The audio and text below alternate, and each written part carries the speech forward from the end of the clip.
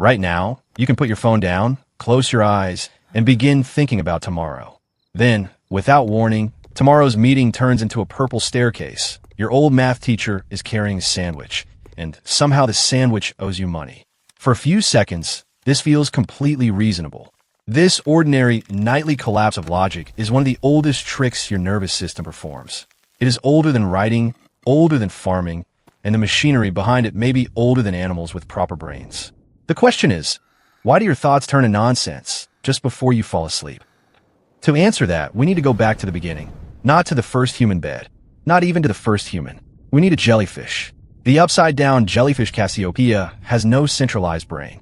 It spends much of its life resting on the seafloor, pulsing like a small, disappointed umbrella. Yet in 2017, researchers including Ravi Nath and Michael Abrams at Caltech showed that Cassiopea enters a sleep-like state. At night, its pulsing slows. It becomes less responsive. Disturb it repeatedly, and it later shows signs of lost sleep. That is astonishing because jellyfish split from our evolutionary branch more than 500 million years ago. Whatever sleep first evolved to do, it was not invented so humans could dream about arriving naked to an exam. Sleep appears to be a deeply ancient biological program for changing how an animal responds to the world. And that creates a dangerous problem. An animal cannot simply switch off. If every neuron and every sense vanished at once, the transition itself would be risky. A sleeping creature still needs to breathe, adjust its body, monitor danger, and wake when something important happens. So sleep is not a clean jump from on to off. It is a controlled handover. Your nonsense begins in the handover. For most of human history, nobody could see that process. People could only catch the strange fragments it produced. Around 350 BCE, Aristotle wrote a short work called On Dreams. He argued that perceptions leave movements behind in the senses, like ripples continuing after something has disturbed water. When outside sensation fades during sleep, those leftover motions can appear as images. He was wrong about plenty of details. He thought the heart played a much bigger role in thought than it does, which is a fairly serious anatomical oops. But his basic observation was sharp. When the external world grows quiet, traces from inside the mind become easier to mistake for experience. More than 2,000 years later, the French scholar Alfred Maury gave this borderland name. In 1848, he used the word hypnagogic, built from Greek roots, suggesting something that leads you into sleep. Maury obsessively recorded dreams and sleep-onset images. In one famous account, he dreamed through an elaborate scene of the French Revolution, was condemned, felt a guillotine fall, and woke to discover part of his bed had struck his neck. The story may have grown in the retelling, but the phenomenon is real. A sound, touch, worry, or recent memory can enter the fading mind and instantly acquire a ridiculous explanation. Your brain hears a door. A second later, you are captaining a wooden submarine. Case closed, apparently. But naming the state did not explain it. Scientists still needed a way to watch the brain fall asleep. That arrived in the 1930s inside the private laboratory of Alfred Lee Loomis in Tuxedo Park, New York. Loomis was a wealthy lawyer, financier, inventor, and gentleman scientist because choosing one career was evidently not enough. With Edmund Newton Harvey and Garrett Hobart, he placed electrodes on sleeping volunteers and recorded the tiny electrical rhythms produced by the brain. In 1937, the team described sleep as a sequence of electrical stages, labeled A through E. As a person relaxed, the smooth alpha rhythm of quiet wakefulness became unstable. Waves flattened. Slower activity appeared. Then came distinctive bursts they called sleep spindles, along with large events later known as K-complexes. The sleeping brain had structure. More importantly, the boundary was not a point. It was a process. You could be disconnected enough to stop responding normally while still producing thoughts, images, and entire microscopic stories. Sometimes you could even insist you had been awake while the electrodes quietly disagreed. That disagreement became the key to the next experiment. In 1965, psychologists David Fowlkes and Gerald Vogel studied mental activity at sleep onset. They monitored people as they drifted through the early electrical stages, woke them repeatedly, and immediately asked what had been passing through their minds. Near wakefulness, reports were usually deliberate and connected. People rehearsed conversations, reviewed the day, or worried about unfinished tasks. As sleep deepened, The reports became more image-like, less controlled, and more detached from the room. Thoughts stopped behaving like sentences aimed at a destination. They became events that simply happened. Later, Japanese sleep researcher Tadao Hori and his colleagues divided the few minutes around sleep onset into 9 finer EEG stages. That was useful because the modern category called N1 is still huge compared with how quickly your experience changes. In early Hori stages, you may still be planning breakfast. Around stages 4 and 5, alpha activity fades, low voltage activity and theta ripples appear, and hypnagogic imagery becomes especially common. Go farther, and sharp waves and sleep spindles announce deeper disconnection. Your mind crosses several borders while you think you are merely lying there. This is also why the transition can feel self-contradictory. One moment, you know you are in bed. The next, you are inside a scene. Then a real sound pulls you back, and you realize the scene had been running beside your awareness for several seconds. Wakefulness and sleep can overlap in a messy mosaic.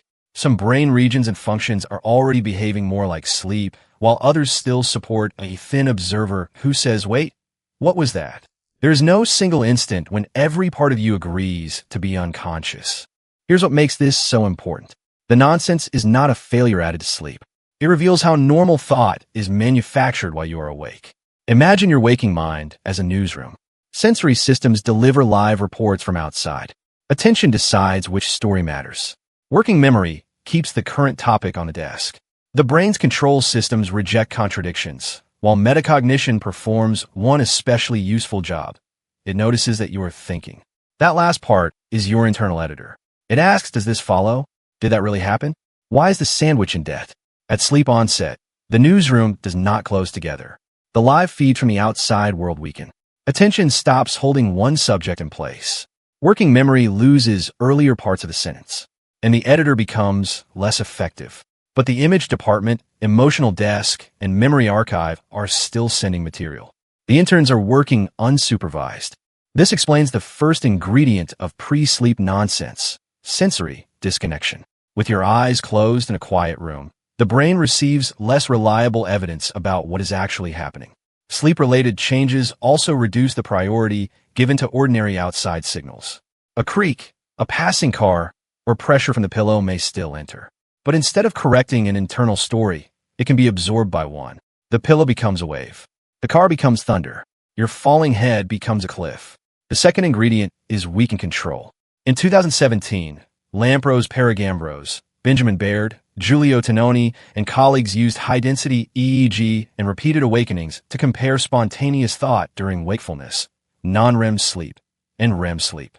Thought itself was linked to activity in a mid-cingulate region across all 3 states. But waking thought additionally involved a medial prefrontal region associated with metacognitive content. In plain English, the machinery that generates experience can keep running while some of the machinery that evaluates experience steps back. That is why the nonsense rarely feels nonsensical until you wake. You have not merely lost logic. You have partly lost the ability to notice the loss of logic. Think about that. The strangest part is not believing your math teacher owns a submarine. It is failing to request further documentation. The third ingredient is unstable memory. While awake, working memory gives thought continuity. It holds the beginning of an idea long enough for the end to match. As you drift into sleep, that grip loosens. A recent conversation activates one person. That person activates a school hallway. The hallway activates the smell of wet shoes. The shoes become 2 boats discussing taxes. Each jump may have a hidden association, but the connecting steps disappear too quickly for you to inspect them. The result feels random because you receive the destinations without the route. And recent life has an advantage. Sleep researchers call the reappearance of waking experiences in dreams the day residue effect. Things you practiced, watched, feared, or repeated can return as fragments. This is why a new video game may invade your closed eyes, why a phrase loops after a long day, or why your manager appears in a medieval bakery for reasons neither of you approved. It is not a replay. It is a remix. The fourth ingredient is internally generated perception. In 2013, Tanesu Horika, Masako Tamaki, Yukiasa Kamitani, and colleagues placed participants in an fMRI scanner, detected sleep onset, woke them again and again, and collected at least 200 reports containing visual imagery from each person. Then they grouped the reported objects into categories and trained computer models using brain responses to real images seen while awake. The models could predict categories of sleep-onset imagery at better-than-chance levels. Not a perfect movie of the dream. Nothing close, but enough to show that internally generated images recruit some of the same visual representations used to see the waking world. So when a face flashes in the darkness, your visual brain is not waiting passively for the eyes. It is building with material from memory. Now put all four changes together. Outside evidence weakens. Attention wanders. Working memory drops connections. The internal editor loses authority. Meanwhile, memory and perception continue generating candidates. That is the nonsense machine. Except here is the twist. Nonsense may be the wrong word. From the viewpoint of waking logic, these thoughts are terrible. They ignore time, identity, physics, and basic sandwich finance. But by loosening the rules, the brain can connect information that waking control would normally keep apart. Most combinations are useless. A few are brilliant. Inventors and artists noticed this long before laboratories tested it. Thomas Edison reportedly napped while holding metal balls so that the noise of them falling would wake him near sleep onset. Salvador Dali described a similar method, using a key above a plate. The goal was not deep sleep. It was to steal an idea from the border before awareness disappeared. In 2021, Celia Lecoq, Delphine Udiet, and colleagues at the Paris Brain Institute tested a version of Edison's trick. 103 participants worked on number problems containing a hidden shortcut. Those who had not discovered it took a 20-minute break while reclining and holding a light cup. EEG recorded whether they stayed awake, entered N1, or reached deeper into sleep. After spending as little as 15 seconds in N1, participants were nearly 3 times as likely to discover the hidden rule as those who remained awake. The advantage vanished when they moved into deeper sleep. The weird window was useful. Researchers are now trying to interact with that window. In 2020, Adam Horowitz and colleagues described Dormio, a wearable system that detected signs of sleep onset, delivered spoken prompts, then woke people to collect their reports.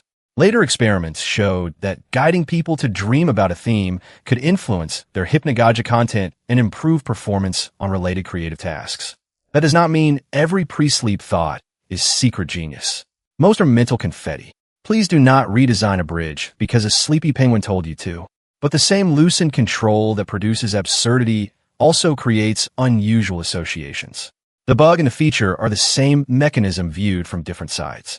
And if you want to catch it, you face a built-in problem. The closer you get asleep, the worse you become at monitoring and remembering what just happened. Trying too hard to observe a state can wake you up. Relax too much, and the thought disappears with you. That is why hypnagogic fragments feel like fish slipping from your hand.